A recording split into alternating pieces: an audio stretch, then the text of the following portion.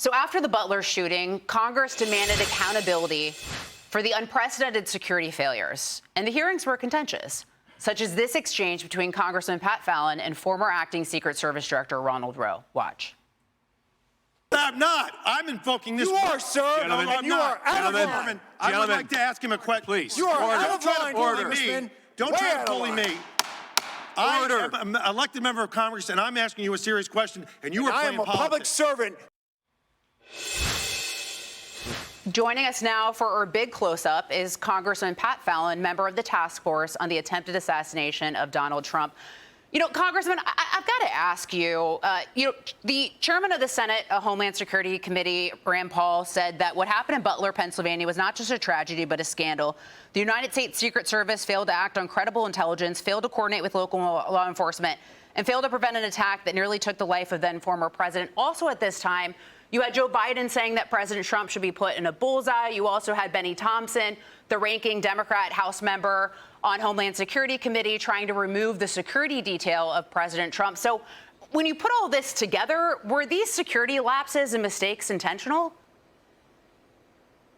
I don't know if they were intentional, but certainly they were. It was tragically, they weren't up to snuff, and they weren't being vigilant. And that is, you have to be flexible. President Trump was the leading candidate to the next president. His life was under threat by a nation state, namely Iran, because of actions he took as president.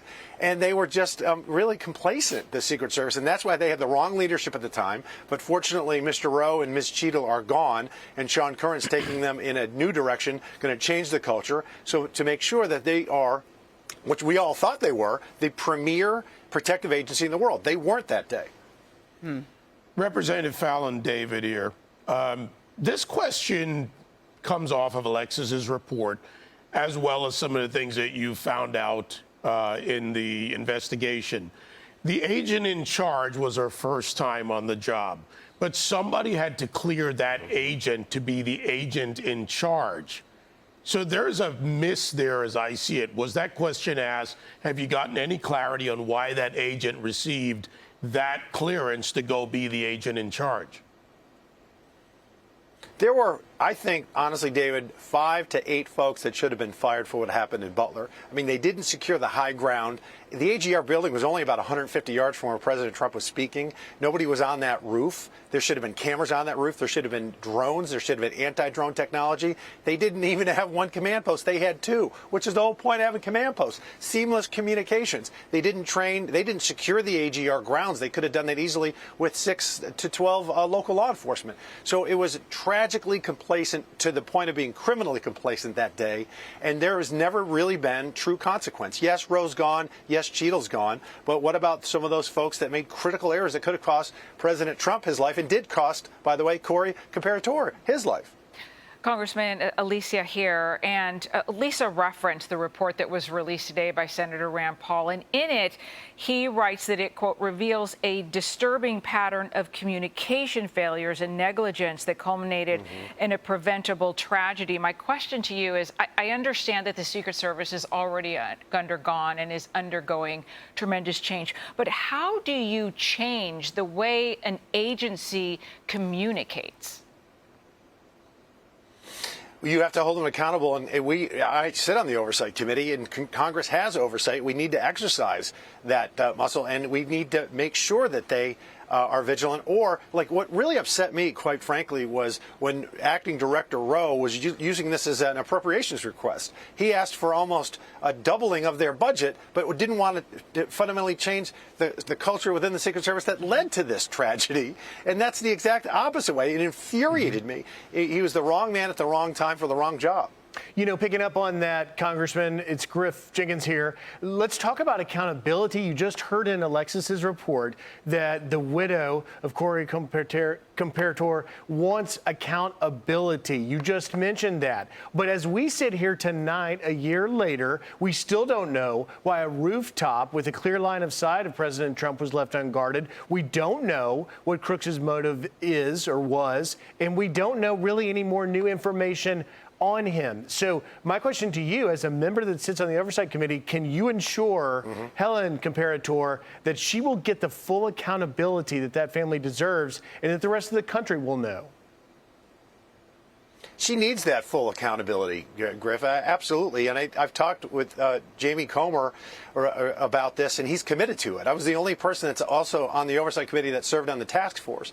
And we knew, to me, it seems from all the evidence that we found over the last year that the shooter was, yes, he was intelligent. Yes, he outsmarted the entire Secret Service, but he seemed to be a crackpot. The bigger and deeper questions are, why wasn't the agents that were in President Trump's detail made aware that there was a threat on his life from a nation state? They were not. That is criminal. We need to get to the bottom of that. It's still a year.